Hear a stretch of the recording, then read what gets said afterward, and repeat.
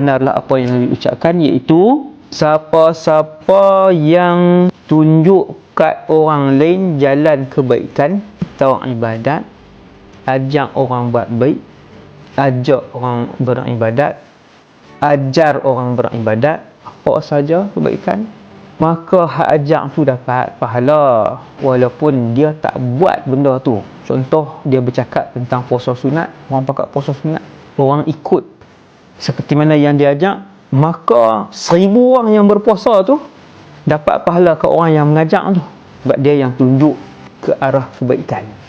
Subhanallah. Kita ajak anak buah kita tentang kelebihan sedekah. Harta kita diberkati, Allah menggandakan rezeki orang yang bersedekah. Bersedekah menjadi payung kita di mahsyar. Kita ajak. Maka anak-anak murid kita 100 orang. Esok tu mereka mula bersedekah. 100 yang bersedekah itu, keseluruhan pahala mereka, mereka pun dapat, hak ajak pun dapat. Maka tak perlu tunggu jadi ustaz. Kita ayah, kita ada isteri, kita ada anak-anak. Ajak dan ajak anak-anak kita untuk buat kebaikan ataupun buat ibadat.